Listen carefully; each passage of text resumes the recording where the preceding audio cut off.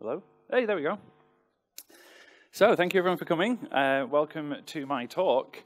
Today I'm going to be talking to you about CSP, XXP, STS, PKP, CAA, ETC, OMG, WTF, BBQ. And I can hear you all thinking the last acronym on there, which is FFS. Who here knows more than 4 acronyms out of my slide title?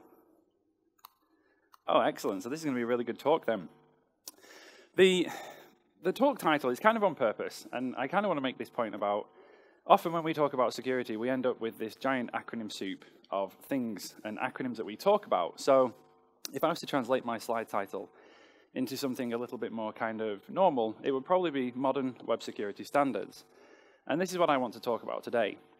So you can probably think about my talk as an introduction to the first 5 acronyms that were in the slide title. So it's probably going to be kind of like 5 lightning talks, really. I want to introduce you to these technologies and show you how we can use them to do things better. And it's not just about security either. We can use these technologies to make our websites faster, make our jobs easier, automatically find errors on our website, have them reported, and in some cases, have them fixed automatically as well. So it's not going to be kind of too in-depth. Hopefully, we'll get a really good overview of the various different things we're going to look at. And I'm going to dive straight in because we've got a lot of acronyms to get through. So I'll kick right off with the first one in the title, which is CSP, and this is Content Security Policy. If you have seen me on Twitter or read my blog or anything, you'll know that I'm a huge fan of CSP, and CSP is a security header that allows us to do countless different things. There's constantly expanding in the terms of what it can do. But going right back to the start, the version 1 of CSP, if you will, it was originally designed to stop something called a content injection attack. So I have a mock-up of a page behind me. Imagine you have your website, and on your homepage, you have a really nice kind of comment or review section, and you want people to come along and say, this website was fantastic, 5-star, submit. You save that review into your database, and then when someone comes back to your site, you render it back into the page. Except this pesky reviewer also put a script tag into their review comment. So you save that along with their comment, and you've just rewritten a script tag back into the page. We call this cross-site scripting. That's the particular attack. And you can see here this pesky reviewer has put this script tag into their comment. So this script tag is now on the homepage of your website. Show of hands, who wants this script tag to load on the homepage of their website? So we can look at this as people and say, right, so we have this script tag, and it's coming from evil.com. So already I'm pretty sure that I don't want this. And it's called keylogger.js. So now I'm really sure that I don't want this. But the browser doesn't have that kind of context. It doesn't have that kind of understanding. The browser will come to your website and load this page. It will see a valid script tag, and it will do what it's told, which is to load the script tag. So now we have a really big problem because there's a keylogger file on our homepage. And there's another sneaky way that the attackers could do this, and why it's really difficult to mitigate cross-site scripting is because they don't need to load the script from a third-party domain. They could just write the script tag into the page, what we call an inline script. So mitigating cross-site scripting can be really hard. The example here is really harmless. It just alerts a message that says, hello world. But again, it could be the code for a keylogger, for some malware. It could be a remote access tool. It could be anything, really. But the point is we don't want it there. And what we need to do is we need to give the browser the ability to understand what we want in our website and what we don't want in our website. And this is exactly what we do with Content Security Policy. So as I said, Content Security Policy is what we refer to as a security header. So it's a HTTP response header. You should see some that you're familiar with. We've got the server, we've got the date. They're all kind of standard things, and then Content Security Policy just sits alongside them. So we just deliver an extra header along with our pages. There's nothing particularly difficult about this. And then what you do is you put the policy you want enforcing on your page into the value of that header.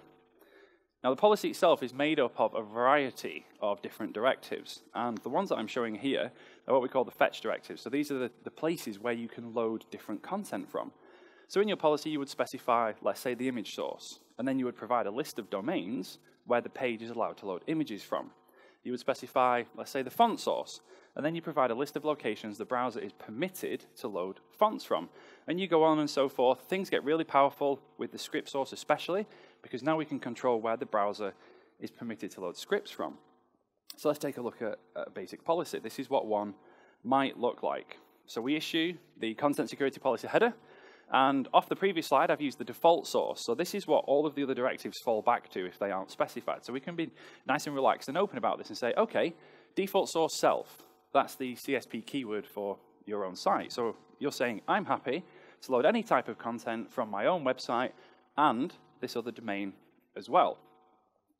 So if we take this, this is a really basic policy. There's pretty much not anything to this, but we've already mitigated the 2 cross-site scripting attacks that we just looked at on the previous 2 slides. Because if we think about the evil.com one, browser comes along, it will now see that script tag. And it'll be great, we've got a script, let's check the policy, see if we can load it.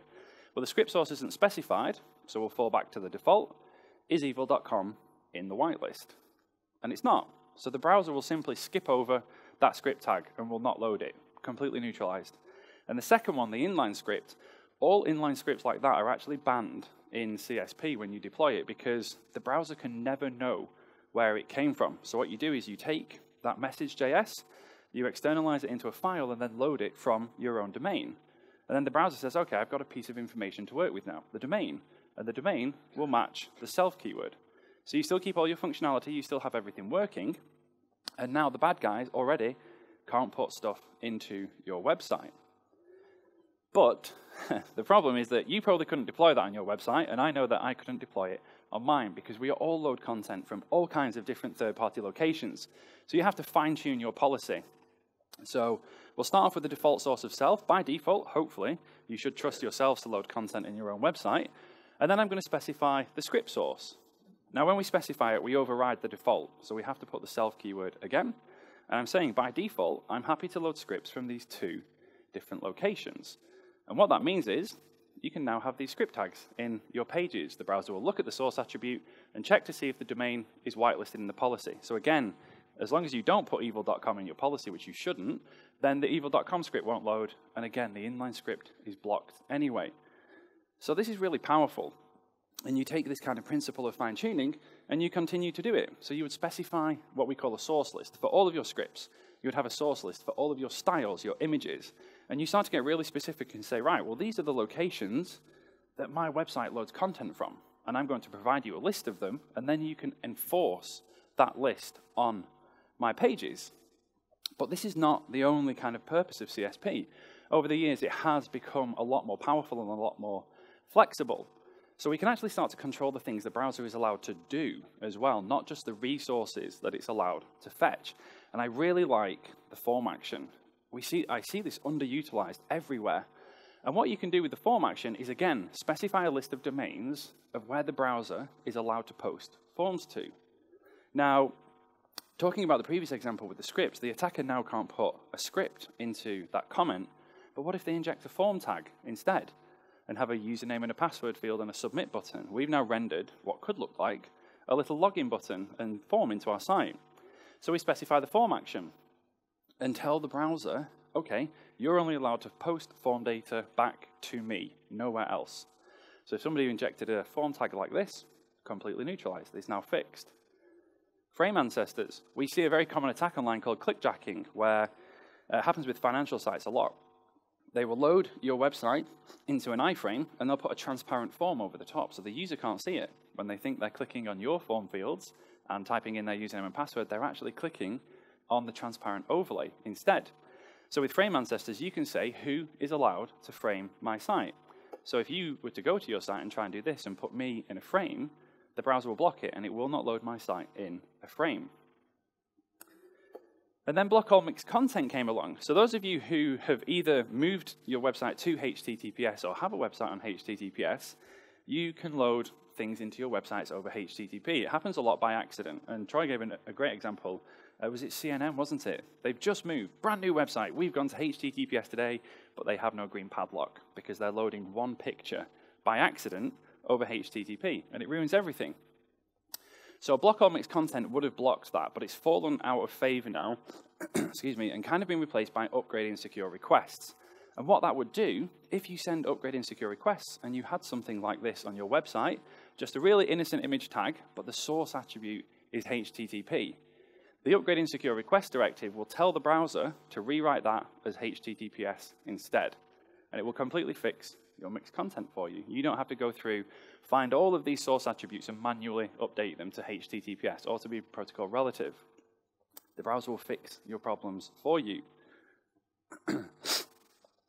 So CSP is pretty powerful, and if you deploy this on your website, and let's say that you accidentally forget to whitelist your style sheets and you block all of your style sheets, what's your website going to look like? It's not going to look particularly great. So what we need to do is we need to test a content security policy before we deploy it.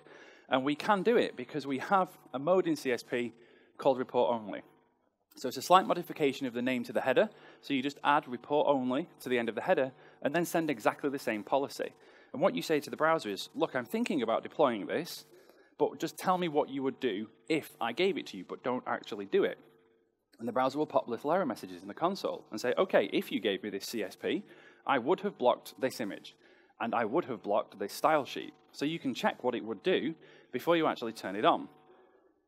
Now this is really handy, but nobody wants to fly around their website with the console open looking at error messages, so there's an even better way to do this, and it's called CSP Reporting. So again, it's the same policy in report-only mode, and we've added a new report URI directive to the end here, and you specify a URL there. And what this says to the browser is, instead of popping error messages in the console, I want you to actually send them back to me, to some central collection location. And you can just stand up a little endpoint. We run a service that does this.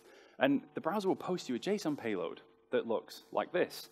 And this is essentially turning the browser of your visitors into kind of a little security/QA tester. Because you're saying, look, here is a policy. My site should adhere to this policy. And if it doesn't, I want you to send me a report. And these reports are perfectly formatted. They contain all of the information that you need to know exactly what the problem was. And that's really powerful because now all of your visitors are going to be constantly scrutinizing your website and looking for problems. And more importantly, if they find one, not only will the browser block it and protect the user, they'll also tell you that they have to take that action to protect your users. So CSP can be really powerful. There's a lot of features in it. I want to quickly show a couple of these in action now. We're going to have a little demo of the kinds of things that you can expect to see. So, oops, I don't want to open my emails. Come on. So I've got a little CSP demo set up here, and I'm going to open up the console. So let's reload the page. Now, I have a content security policy set up on this site. And you can see down here, I've already started to get error messages in the console. So I have a script tag here. It says script source security headers.io. Let me zoom in actually so you can see that a bit better. So I put this script tag there, but anybody could have put it there via any number of different means, different mechanisms. Maybe a developer copied and pasted something from a code snippet. Maybe it's a cross-site scripting attack. It doesn't really matter how it got there. What really matters is that if we come down here, we can see that there's an error message in the console. And the browser is saying, I refuse to load the script because it violates the following content security policy directive. So this is CSP literally in action.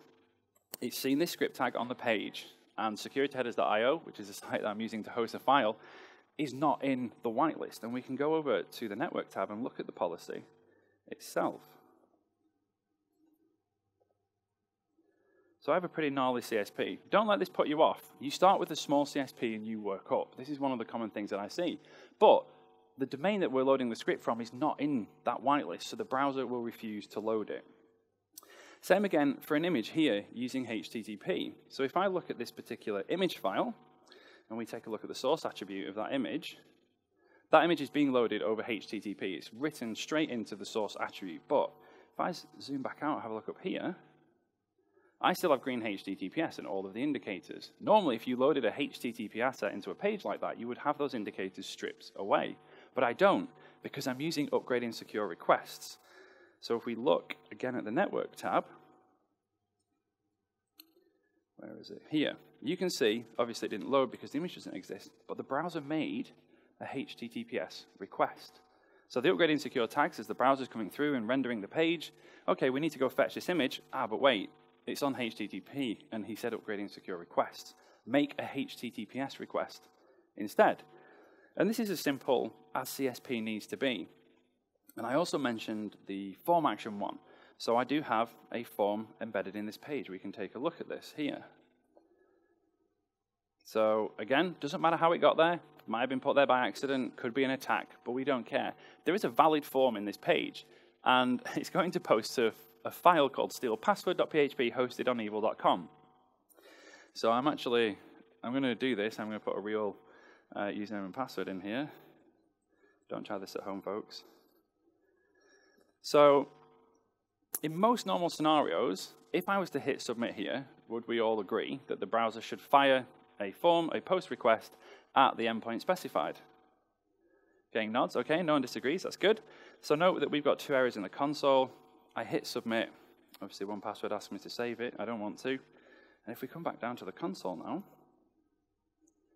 the browser is saying, I refuse to send form data to evil.com/stealpassword because it violates the following content security policy directive.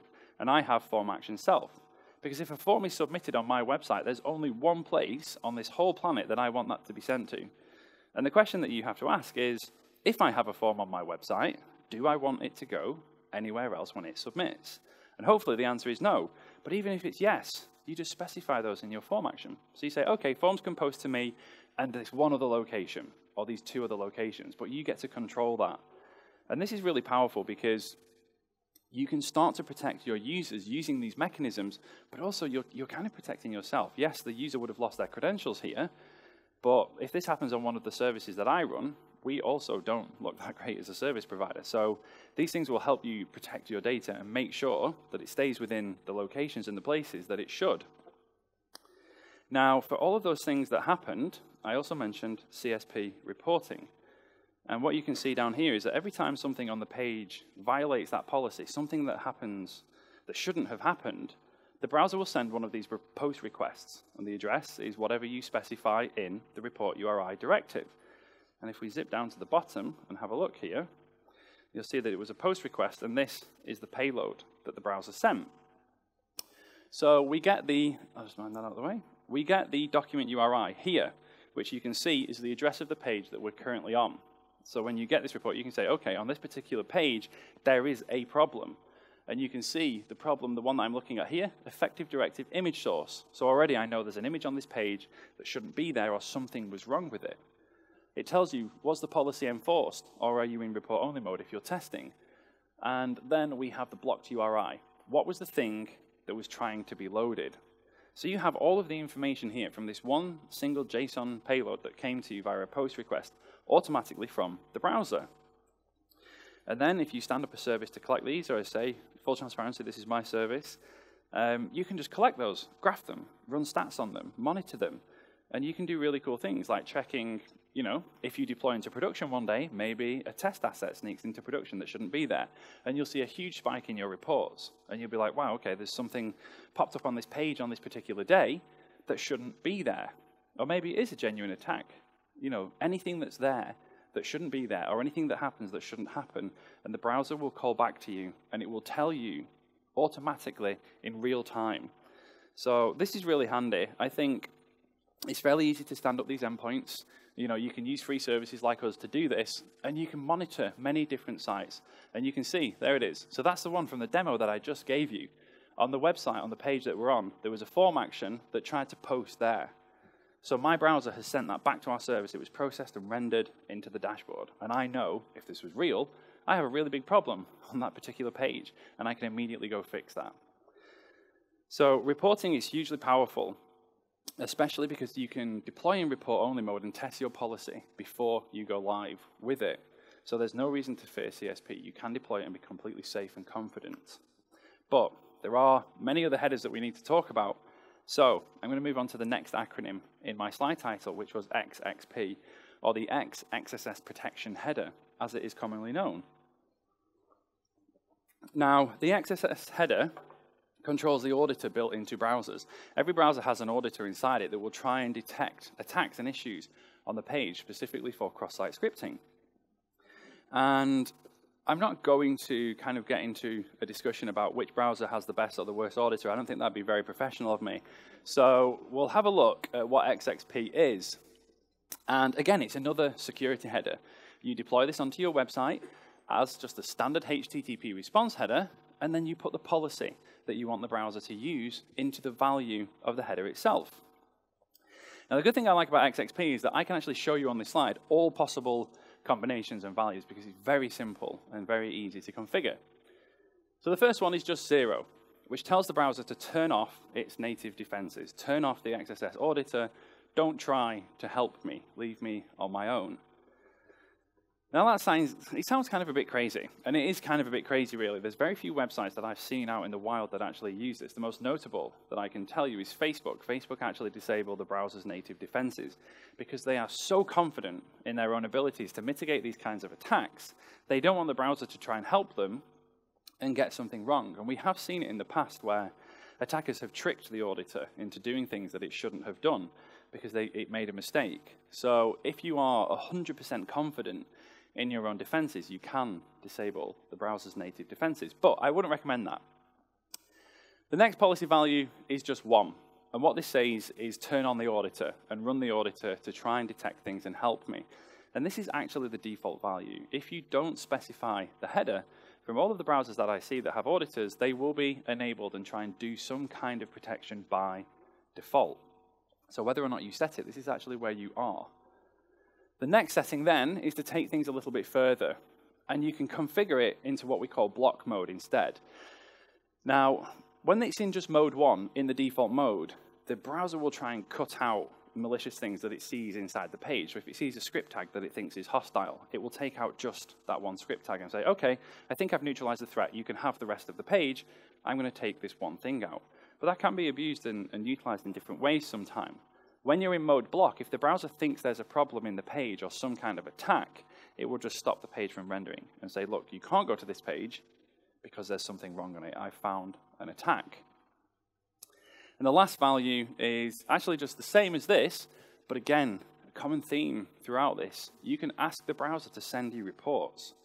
If a user comes to your website and their browser detects that some kind of attack is taking place and has to take action to save them, would you like to know about that? And hopefully the answer to that is yes. And the browser has these built-in reporting mechanisms, and they're free. You don't have to buy any software, you don't have to install anything. You can just turn this on and say, hey, send me a report when something bad happens. Pretty much all browsers support this, and the good thing is, even if all of them didn't, if 1 or 2 people report a problem on your website, you don't need everybody to tell you. You actually only need 1 person to tell you. So support is already at the point where this is really useful, and these reporting mechanisms should be utilized more than they are. So, again, I want to kind of show how these things work. So we're going to do a quick demo for XXP as well. Let's jump over to that. So I have a demo here. If I refresh this page, we can see that there is an alert on the page, and this is exactly as it should be. We'll inspect the source here, and just take a quick look at this script tag. So you can see there's a script tag here. I'll zoom in on that for you. There's a script tag here that's been loaded, and this is what pops the alert. So let's have a look at the script tag. You can see it's really innocuous. That's literally all it does, and it still says London because I gave this talk a few days ago, in London. And the XSS Auditor is configured in the default mode here. And what I want to demonstrate is how the auditor can actually be tricked. So if I take this script tag, I'm going to take a copy of the actual script tag itself. And what I'm going to do, I'm going to come up here, I'm just going to make up a get parameter and set the value of that get parameter to the script tag itself. Should this change anything when I submit this? Do we think there will be any different behavior on the page? So I'm going to submit that, and the page has now reloaded. I'll do that again. Command R, reload the page. Where's my alert? Now, you may have noticed there's an error that's popped up in the console, and we'll go take a look at that. And it says here, the XSS Auditor has refused to execute a script in this page because its source code was found within the request. So what this means here, what the browser thinks is happening, because I passed that script tag in the request, and the browser knows that, the browser then got the response from the server, and it saw an exact copy of the script tag in the request in the page. So the browser now thinks that because you've put it in the URL, the server has, as a result, put it in the page. So I'm going to take that out because this is a cross-site scripting attack. And we've tricked the auditor into doing something. We've tricked the auditor into removing something from the page. And you can do this on any site with any script tag in it. Go to a website, look at the source code, find a script tag, and put it in the URL as a get parameter and reload the page. And the browser will strip that script out of the page. And then you have to start thinking, well, what does that script do? Why was it there? Is it useful? Should the attacker be able to filter those things out of the page itself? And this is why I'm not fond of the default mode. This page here is exactly the same page, except I have the auditor configured to block mode, just so you can see what happens. So same page, we get the same JavaScript alert, and I'm going to go grab a copy of that script so we can see it. So, I've got an error down here. Here we go. Anyway, so let's take a look at that. We've got the script tag. I'm going to do the same thing. Copy the element. I'm going to go up to the top. Make up any get parameter. Again, the server is not expecting like a particular get parameter. You can just type anything in there, copy, paste. Except this time, the page hasn't loaded because we're now in block mode. So the browser has detected the same issue. The script tag went in the get request and it came back in the page. We think this is an attack. Except now, if I zoom in again so you can see down here, it's saying the page load was blocked by the XSS Auditor. And this is the difference between the two modes. One, in default mode, we'll just take the script tag out, let the rest of the page load. In block mode, it will throw up this error message and say, well, look, there's something wrong on this page. So let's just, rather than try and fix it and maybe do the wrong thing, let's just stop here and we'll send a report. So that's the XSS Auditor. And I think the biggest reason that I recommend setting this is that I don't think we should use default modes and default settings, because those defaults may also be different across different browser vendors. So even if you want to set the default value, we should be explicit about that. We should say, look, we've made an informed decision, we're going to set this header and this is our configuration. Don't depend on the default, and the default may change. The default action in one browser may be different to the default action in another browser as well. So I think we should be explicit about how we do these things and how we use these different technologies. So that was XXP. And the next acronym from my slide title was STS. And again, this is another HTTP response header. There are a lot of these that you can use. And strict transport security is something that you should absolutely be deploying if your website looks like this. So many websites are moving to HTTPS now. I regularly scan the top 1 million websites on the planet. I scan them every day, and I track various different security metrics about them. And one of the things that I do track is the percentage of the sites that redirect to HTTPS, that force you onto HTTPS when you arrive at them. And the interesting thing about this is not only are we steadily increasing the amount of sites that are on HTTPS, we're actually increasing the rate of adoption. This graph gets steeper as we go through time. So we're seeing HTTPS adopted across the web right now at a rate that we've never seen before in history. But most sites deploy HTTPS and then just stop there. And there's actually one more thing that you need to do before you can say that you are finished with your deployment, and it is to deploy strict transport security. We refer to it as HSTS because this is HTTP strict transport security. So STS is a wider range mechanism, and we're looking at specifically today in the context of HTTP. So, standard browsing scenario. You open up your browser, you want to go to Twitter. What do you type in the address bar? Most people, pretty much everybody I know, just types in twitter.com and hits the enter button. Now, the user didn't specify a scheme, but to make the request, the browser needs one. And every single browser, even today, right now, on all of your devices, if you type in the domain without a scheme, will default to HTTP, because that's the default protocol of the web. At one point, it was the only one that we had. There was no other. HTTPS didn't exist at one point. So browsers have always defaulted to that, and they still do to this day. Now, that's not so bad, I guess, because we'll send that HTTP request to Twitter, and Twitter, they use HTTPS. They, of course, will send a 301 back. They'll send a redirect back and say, hey, look, we don't do this HTTP thing. Please come back over HTTPS. The browser will receive that redirect, and then it will do another request and follow the location. The only problem is we spent a lot of our time in this conversation talking over HTTP. And one really crucial thing came back to the browser over HTTP. And we have to remember HTTP is not secure. Anything we do or say over HTTP can be seen by an attacker, can be changed, can be modified. how important in the upgrade process do we think that 301 is?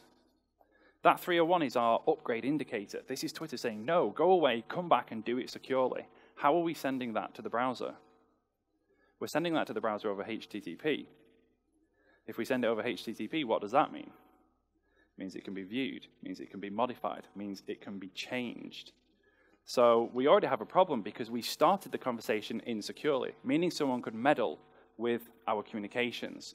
So after that first GET request is sent, the game is up because we can't ever rely on getting the redirect back. So what we end up with, there's a tool out there called SSL Strip, and we end up in a situation where the attacker sees us make that HTTP GET request, and they just pretend to be Twitter. But then on the other side, they proxy our request to Twitter over HTTPS to keep Twitter happy. So because the browser opened the conversation on HTTP and never saw the 301, the browser doesn't think there's a problem. And as far as Twitter is concerned, the browser is speaking HTTPS. They don't know that we're being proxied, and neither does the browser. And this is a really big issue because this is a trivial attack. When you open your browser and go to a website, we all know what 301s are. We all know what redirects are. They're there for a reason. But the attacker will simply throw that away. They're not going to let that come through because it will defeat what they're there to do, which is to spy on us. Look at the things that we're doing. So to mitigate this is really simple. It's a really simple attack to launch, but fortunately, it's really simple to fix as well. And what we do is we issue another security header. And this one is called Strict Transport Security. So again, just like all the other headers, you issue it and you put the policy that you would like enforcing inside the value of the header. And again, the other thing that I like about STS is that it's really simple. These are the only possible different values that you can configure, the only directives that exist. And the only one that you actually need is the max age. So that's the only required one for a valid policy. And this is the number of seconds that the browser should cache this policy for. Include subdomains. We apply STS to a domain, and you can also include subdomains if you wish. And I'll talk about preloading in just a second as well.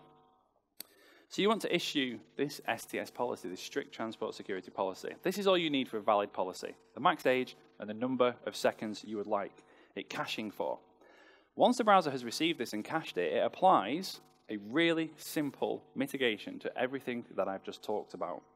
This tells the browser, you will never speak to me again over HTTP for the duration that I have set in the max age.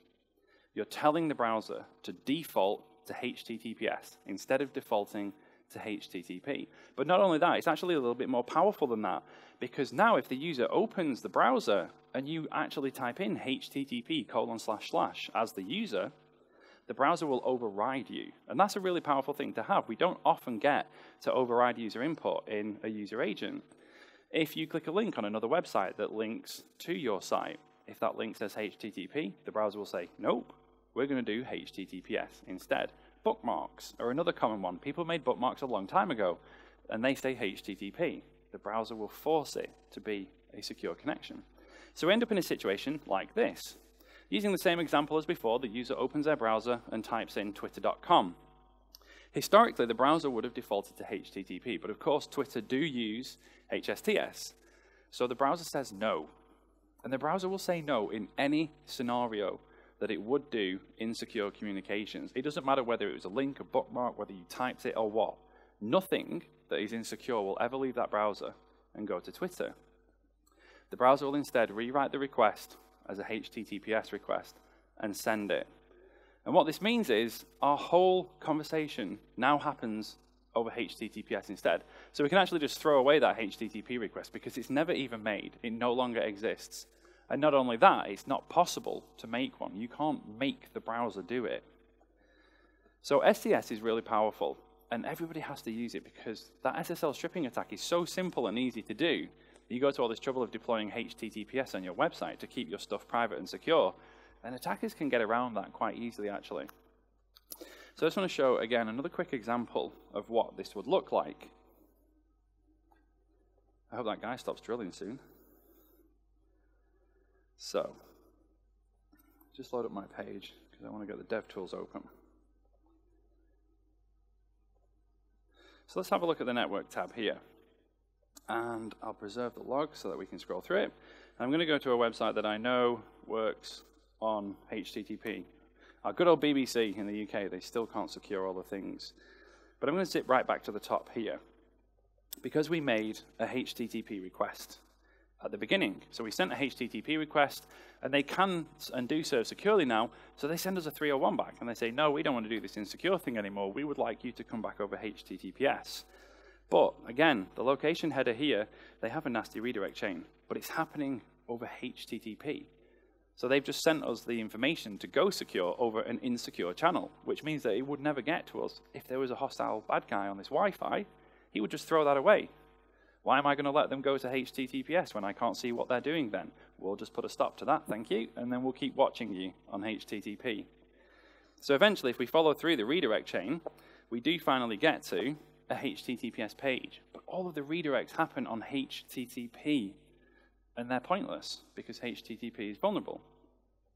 So if I clear this, and again, I'll preserve the log, and this time I'll go to my website over HTTP. And again, note in the address bar, I'm specifically stating HTTP here. I'm the user, I'm the boss. I'm asking my browser to do a specific thing for me. Let's see what happens. So, we've got our HTTP request at the start, as you would expect. It's requesting my homepage on HTTP, except this time we've got a slightly different outcome. The status code here is 307, and then it says internal redirect. Now that's quite an odd one because we'd normally expect a 301 or a 302 to come back here. But if we look at the 307, the reason that this happened was because of HSTS.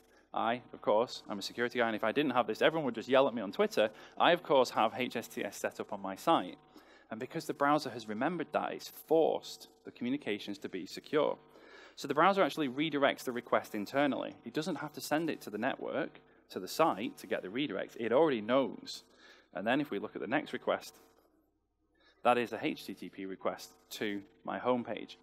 Now that first redirect as well, the other thing I like about this is it's really quick. Because that's an internal redirect, it takes like a fraction of a microsecond. If you were to go out over the network and do that and come back, it's probably going to take in the region of 100 plus milliseconds. So I also just took 100 to 200 milliseconds off my page load time by skipping out on the redirect. And I've just served one less request because I didn't have to answer the HTTP request either. So there's loads of benefits here. There's basically no reason, if you're on HTTPS already, that you should not be using this. So that was STS. And hopefully, everybody now kind of understands why that's so important. Those attacks are so trivial, so easy to launch. We have to mitigate against them. Simple HTTP response header will do that for you. So next up, PKP was the next acronym in my slide title. In contrast to all of the others, PKP is actually quite a complex mechanism, and it protects against a pretty big problem, but it's a lot to get your head around, so let's see if we can do it. When you want to set up HTTPS on your website, you have to go to a certificate authority and get a certificate. So you go to your CA, you get a certificate, you install that on your website, and then you get green padlocks and all the pretty things in the browser. CAs have processes in place. When you approach them and ask for a certificate, they're supposed to check that you actually own the domain that you claim. When I go and say, hey, I'm scotthelme.co.uk and I'd like a certificate, they get me to prove my identity. I have to show them that I own that domain. Who here has perfect security? Nobody. Do we think certificate authorities have perfect security? Can they make mistakes? Could they be tricked? Could they be compromised from a security perspective? Of course they can. So on the screen here, what I have is one certificate that is mine. I obtained it and it's legitimate. And the other one is one that an attacker obtained by tricking a CA into believing that they were me. Which is which? And this is the problem, right? If you can get a certificate for my website, as far as everybody in this room is concerned, you are then me. And you can prove that because you've got a certificate. And this is a bit of an issue because now, if I was PayPal.com, we have a real issue. Just so you know, it was the one on the right. Nobody got it. So we can use PKP to defend against this. We call them rogue certificates. When someone gets a certificate that they shouldn't have, it's called a rogue cert. And PKP will protect against this. And, again, sorry for the common theme here, but it's another security header. Really simple mechanism. You turn it on, you issue the header, and you put the policy into the header that the browser will enforce. And again, really simple. PKP only has 3 directives. Hopefully, the max age and include subdomains will be familiar. They're the same as what we just had in STS. the number of seconds the browser should cache it for, and should we apply this to subdomains under the current domain. The pin value here is the new one, and you actually have to have a minimum of 2 pin values in your policy. Now what we do is when you deploy HTTPS on your website, you have to have an encryption key on your server. That's what we do the encryption with. So you take the hash of that key, because this is your key, only you have it. You take the hash and you put it into the first value of this header and say, look, this is the SHA-256 hash of the key that I would like to pin. The second one is required because hopefully you have to go offline somewhere, generate a new key, and that's your backup. So you take a hash of that and you put that into the second value. And what you're saying to the browser is, look, I have this one key, and I also have this other key, which is my backup. And when you come back to my website, I should be using one of these 2 keys. Check that they match this. Because if an attacker compromises a CA and manages to trick them, they'll be using their own key, which is different to mine, and the hash values would not match. So we're giving the browser the hash to check that I am using the keys that are in my possession when the browser comes back to my site. Now, for those of you slightly more interested in the PKI and kind of certificate side of things, the pin itself is actually the hash of something we call the SPKI, which is the subject's public key information. We don't need to worry too much about this unless you're really deeply interested in the PKI side of it, but we hash a part of the key itself. And the other interesting thing with PKP is if you do want to go away and look at this, the other thing to consider is that you don't actually have to pin your own keys if you don't want to. You can hand the responsibility over to other certificates in the chain, which includes the intermediate and the root certificate as well. So if you don't want to have to look after your own keys and handle the rotation and the backups, you could pin at the intermediate and say, okay, when you come back to my website, essentially what you're saying is, this should be the intermediate certificate that is used. So if the attacker goes and compromises a different CA, so I'm using Let's Encrypt here, let's say they go compromise VeriSign. The browser will come back and say, well, hang on a minute, this is the VeriSign cert. Scott only gets certificates from Let's Encrypt. Even though it's valid, I'm not going to accept it. So there's a lot of different ways you can configure this. And there are a few more caveats, so do look up into this if you want to go ahead and deploy it. Now again, this is a very powerful mechanism. You want to make absolutely sure that your pin values are right before you deploy them, because if they're wrong, you're going to have some serious problems. So we have a report-only version of this header. Here is my policy. How does this look? What would you do? Would you turn off my website and block everything, or are we okay? Deploy in report-only mode, and you get those errors in the console. If you don't want to do that, again, we have another report directive here, the report URI directive. And you can say, look, if you come to my site and there's a problem, I want you to call back and tell me about it. And you get a nice JSON payload. And it says, look, you've told me that you would have these keys, but instead I found these ones, so there's a problem. Now, I'm not going to demo PKP, because if I demo PKP, I'd only have a couple of minutes to do it, and that's kind of like giving you a 2-minute tutorial on how to handle weapons-grade plutonium. It's really not going to go that well. So I'm going to skip over that. If you do want to have a look at PKP, the way that you can tell whether this is for you is to answer this question. If you could go to a certificate authority, and you could get a certificate for any website on the planet, any domain, who would you get a certificate for? So anyway, someone shout out, what would you get a cert for? You can have any certificate in the world for any site. Best one. Someone shout them out. What are they going to be? Banks, Google, Amazon, PayPal, Facebook? If you aren't in that list, you don't need this. This is for really high-value sites, government sites, financial sites, for really big organizations. If someone compromises a CA, they're not going to get a certificate for, joespizzashop.com. You don't need that. So that's the metric by which I usually gauge whether or not you need this. Now, the last one on here is CAA. And the interesting thing with CAA is PKP is kind of falling out of favor right now. And I see PKP being replaced by 2 other mechanisms, of which CAA is one of them. It's trying to address some of the things that CAA addresses without all of the risk of completely blowing up your website. So CAA controls who is allowed to issue certificates for your website. You want to set up HTTPS, you get a cert, and then you get the pretty green padlock that we all want. Now, I only use one CA to get my certificates on my website, and that CA is Let's Encrypt. And they issue free certificates, by the way, so if you're paying for these things, you really don't have to anymore. But if somebody goes to a different CA It could be anywhere in the world. The China Post Office, as an example, is a CA for whatever reason. If somebody went to them and could trick them into thinking that they were me, they would be issued a certificate for my site. And the problem is, there's a lot more than just my CA in the world. There's hundreds of these organizations all around the planet. So if you want a certificate for my site, you could come over here and try this one and say, okay, I'm Scott, can I trick you? No, rats. Okay, next one. Let's go to this different company and see if I can trick them to give me one. Maybe these guys have got bad security and we can hack them and get in. But the point is that any of these organizations, any of these CAs around the world can issue certificates for my site if they can be tricked or compromised. And what I, as the domain owner, would like is a way to say, look, I only want to get certificates for my domain from this one place, nowhere else. Nobody else should be doing this. And that's what CAA gives you. It gives you the ability to specify your preference. And we do that with a new DNS record that has been created specifically for this.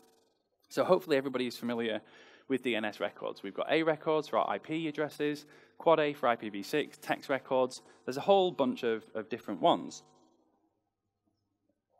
A new CAA record was created just for this purpose. And what you can do is now specify the CAs that you authorize to issue certificates for your domain. So we have the issue directive, and I've put let'sencrypt.org in there because I authorize them to issue certificates for me. I also authorize them to issue wildcard certificates for me. And then really nicely, we have this IODEF reporting directive. And what this says is, look, if someone comes to you and tries to get a certificate for my domain and you reject it, please tell me. Please send me an email, or you can put a URL and have them post a record back to you and say, look, if someone's out there trying to get certificates for my domain, I'm pretty sure that I would like to know about that, so do tell me. And that's all there is to CAA. You literally just create a DNS record. So I want to take a quick look at these as well, because it's really quite simple. And the thing I love about these mechanisms is you don't have to buy specialist software, you don't have to install anything. We're talking about HTTP headers and DNS records. So Google has a dig tool here. I won't do this on the command line. So let's have a look. I've got my A record, I've got my Quad A records, and we literally quite simply just have a new type of DNS record. So in here, you can see the one that I have set, which is my Let's Encrypt certificate. I also use Cloudflare for my DNS, and as part of their Universal SSL offering, they also whitelist their own CAs so that if I need, they can obtain certificates. So you can see that now these 4 CAs are allowed to issue standard certificates, so that's a certificate without a wildcard entry. And these 3 CAs down here are permitted to issue wildcard certificates for my domain. And that's it. If you now go to some other CA somewhere and think, right, okay, I want to see if I can trick them to issue me a certificate for Scott's site, and you go to them and say, right, hi, I'm Scott Helme, I'd like to go through the process and get a certificate, that CA is going to look at this and go, nope, I can't do it anyway, so why even start the process? Because I'm not authorized to do so. So they will stop at that point. And what this means is that you basically now, if you want to get a cert for my site, you would have to attack one of those CAs on there. And they're very strong, reputable, and hopefully secure CAs. So you've reduced the attack surface from the 200 plus in the whole planet to just the ones that you allow in your CAA records. If you want to generate these records, you can do it by hand, but I actually prefer this tool here. It's really kind of nice and simple, dead easy. You come to the tool and whack in your domain name. So that's me. And then you just have a big list here of all the different CAs that there are. Who would you like to issue certs for your website? So we'll go for Amazon. Oh, we'll go for Bypass. They're Norwegian CA, right? Yes, they are, aren't they? Yeah. So we'll let those guys do it. And where's my favorite? There they are. Got to have a bit of Let's Encrypt in there. If you would like reports sent to you, you can just specify your address. And then down here, that's it. Those are the records that you need to set if you would like to have that policy enforced for you. So now you just need to go and create, what, 3, 6 DNS records, and you're done. And hopefully setting a few DNS records is going to be free for pretty much everybody out there. And I like these mechanisms. They're a really easy method to deploy. There's virtually no side effects of CAA. If you deploy CAA and it's wrong and it breaks something, you just remove the record and it's fixed. So there's no long-lasting effect. That was one of the issues with PKP. It has a max age. It has what we call a memory effect. So if you deploy PKP and it's wrong, you're stuck for the length of max age. If you deploy CAA and it's wrong, you just delete the record and it's fixed. So I like that it doesn't offer quite the same level of protection, but there is also a much, much, much lower level of risk. So, let's jump back in here. Those are hopefully the 5 acronyms from my talk title that you didn't understand. If you don't understand the other 4, I can't help you. There's not much that we can do here. So a quick overview of these things, because there are quite a few little kind of anecdotes that can help here a lot. One of the things that I see with CSP is that people will look at a website out there, like mine or like Twitter's. Twitter has, I've actually just published an article about it, Twitter has a quite large CSP. And people will look at that and think, whoa, we've got like this massive, big, complicated policy. That looks like a lot of hard work. Maybe we won't do that. Start with one feature of CSP. Look at the features of CSP, because there's more than the ones that I talked about. And just look at the one that you think is the nicest, and just deploy that, and start with one. A lot of people are put off by like these huge, big, complex policies. You can work up to that over the next year. So don't look at it and think, you know, it's too much, it's too complicated. Just start with upgrading secure requests, as an example. Maybe then go to the form action, because that's the next kind of most sensitive thing. You don't have to go from nothing to crazy, insane policy on your first deployment. Build it up over time as you gain confidence. Do start in report-only mode, I will say that. And also, do use reporting. You know, even if you don't want to use the service that we run, it's not a sales pitch. Stand up your own endpoint to do this. But I think it's really important that you get that feedback from the browser. Next up was XXP. Super simple, really easy. The main thing with that one there was just don't depend on the default. I think we should be explicit in our configurations, and you should know what the browser will do in certain situations and control that. And again, there was another reporting mechanism there. STS. If your website is on HTTPS and you're not using this, you really aren't done. I hate to say that, but that's most websites out there that are on HTTPS. And that's a fairly low number as it is. The browsers, even today in 2018, will default to the insecure version to HTTP all of the time. STS will force the browser to default to HTTPS. You'll cut out those 301s. That's an extra round trip on the network before your page loads. Make your pages load faster. Less requests hit your servers. Then the dark one, PKP, is kind of like a bit scary. PKP, as I said, is kind of falling out of grace a little bit with the browsers now, and there's actually talk of Chrome abandoning this. Unfortunately, HPKP is widely referred to in the security industry as the HPKP foot gun. Because if you deploy this and you get it wrong, you can do some real harm to your website. Essentially, you'll just get a big error message for the duration of max age. If you had max age set to 3 months and you've got it wrong, your website will not be accessible for 3 months. So I kind of see over the next probably year, during 2018 especially anyway, PKP will probably be replaced by one of 2 other things. As I said, CAA was one of them. This is Certificate Authority Authorization. That's those DNS records. Set those records. It's basically free. Like if someone tells you that setting a DNS record is going to cost the organization some kind of money, there's probably something else that you need to go fix first. So have a look at that. Take control of it. And you know, this is your site. This is your domain. You should have the authority to say, these are the people allowed to issue certs for my domain. Hey, they've got my name in them. They're for me. Take control of that. Specify who you would like to have them. And if you are interested, the other thing that I see replacing PKP is something called CT, which is Certificate Transparency. And if you haven't looked at Certificate Transparency, the deadline is coming the 1st of April this year. So I highly recommend you go and have a look at what that is. And it's also actually really cool because you can look at every certificate issued by a CA on the planet. And that's actually pretty interesting. So overall, the main purpose of these mechanisms is security. They are security features. They are, you know, security oriented, but there's a lot more that they can do for us.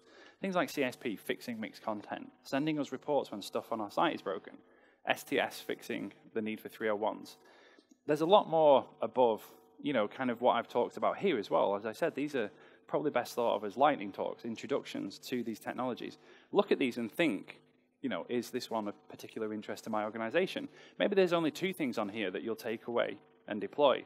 But my hope was to introduce you to them and at least make people more aware of the things that are out there to help us. Thank you very much.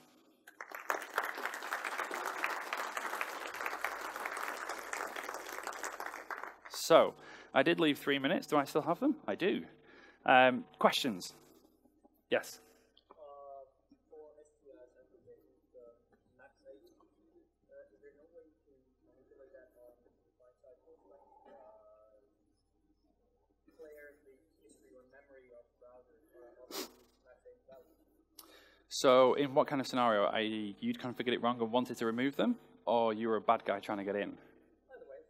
Okay, so the question there was, the max age values set in STS and PKP, the browser remembers those for the duration specified. Is there any way to change that, maybe force them out or remove them kind of thing? So we have seen a couple of attacks. They were kind of late last year, actually, where I think it was Firefox would only store a maximum number of domains in the HPKP cache. And what the attackers did was they had a piece of script that would load subdomains on a domain they controlled and keep setting these policies. And the idea was they'd push all of the legitimate entries out of the bottom. So there's always going to be kind of like novel ways that people can break these things and undo what they're there to do.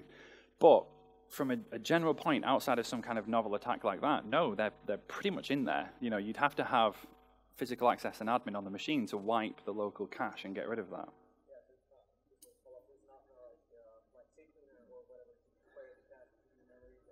It really depends. So again, the question there was, you know, if you run something like CCleaner or a tool that will wipe temporary caches, it really depends on the browser and the platform because they all operate in different ways and they all store the cache information in different locations. Some of them, yes, would be wiped by things like CCleaner if you completely purge the application's temporary storage. So again, it depends on the browser and it depends on the underlying platform.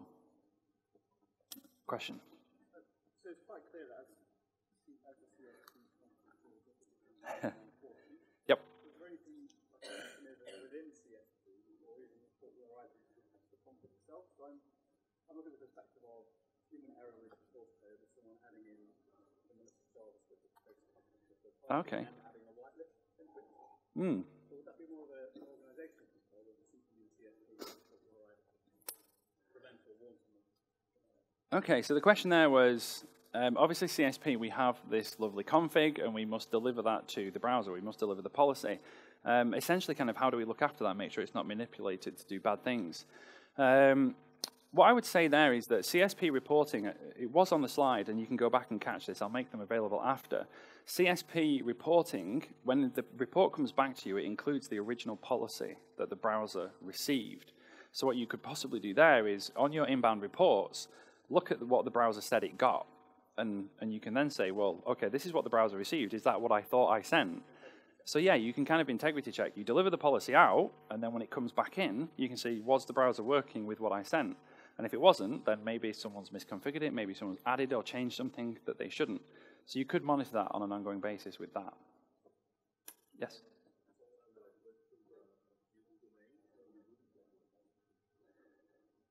Okay, so yeah, if someone had manipulated it and added like evil.com and loaded one script from there, that script wouldn't trigger it, but any other report would also contain the original policy. So unless, and it's virtually impossible to have a perfect CSP, I don't have one, even Troy doesn't have one, so you would get reports that would contain the original policy value. So could they change the report URI? It really depends where you set the header. There's many different places that we can set headers. You can set a header in your application code. In PHP, we have the add header call. You could set a header in server config. So if you're setting your CSP in server config and your WordPress installation gets popped, they can't change that because it's further down. So it really depends. If you're setting this in server config and someone has the ability to change server config, they've probably shelled your box and you're screwed anyway, and I can't help you with CSP. So it's hard to answer because it really depends on how deeply you're compromised. Questions? Yes? What's the adoption of CAA? I actually started scanning this in my daily top 1 million crawl. I think there's like 12 people. Yes? So the question was, what's the adoption of CAA? And there's about 12 different websites. And the next question was, which CAs? Actually, all CAs have been mandated to respect CAA records since the 7th of September last year. Their governing body called the CAB Forum have mandated that they must all respect that. And if a CA issues in breach of CAA, they could be penalized for that. There was one more I think we have time for. Yes? Yes. Is what, sorry? So which one specifically? Something like must staple? Yeah, so revocation is still broken completely, unfortunately. So we're hoping that must staple might fix that. Firefox currently has support, no other browser does. But the biggest concern is that if you turn on, if you obtain a must staple certificate and then your stapling implementation is wrong, your website stops working. And right now, it's like the one thing that IIS is good at is stapling. Sorry, I only said that because there's a Microsoft employee in the room. So Apache and Nginx do have some problems with their stapling implementations. And I think once we see those patched more widely and more reliable implementations of stapling, we'll probably see browser support increase for that. But Chromium are actually holding back on it now because they don't think the wider ecosystem is ready. But that is time, everyone. Sorry. So if there are more questions, I'm hanging around. Please do come and find me. Thank you.